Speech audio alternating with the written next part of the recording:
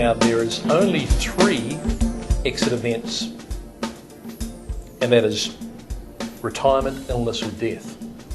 There are 3 possible business strategies, and we'll have a look at those, and there are a number of funding possibilities.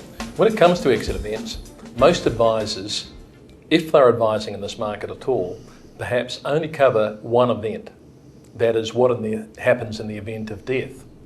But in fact, there is what happens in the event that I wish to retire from the enterprise, and there's superannuation considerations there.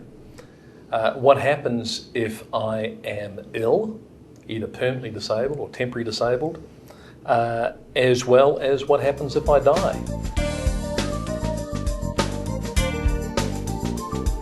Now that we've discovered the business owner's needs in respect of retirement, illness or death, the very next step that we have to go through and discover is whether we keep, sell or liquidate the business.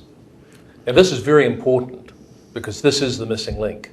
Too often at this point, advisors immediately go into a funding solution without fully considering what the client wants. For example, what if the client wanted to keep the business or even keep part of the business? What in fact if the business has to be liquidated because it's just unsaleable? Or what if the business is to be sold for whatever reason at a point in time, then and only then should the funding be considered. Now what I'd like you to do is refer to the workbook example that you've been invited to download at the beginning of this presentation. So once you've had a look at that case study that we've illustrated there in the workbook, you'll get a better understanding of how we applied the solutions on this particular case. Incidentally, a real live case study as well, so that makes it particularly exciting. So in summary, at the end of this module, you'll have insights and tips on how to apply this immediately within an exit strategy. More importantly, you'll be able to identify the exit event.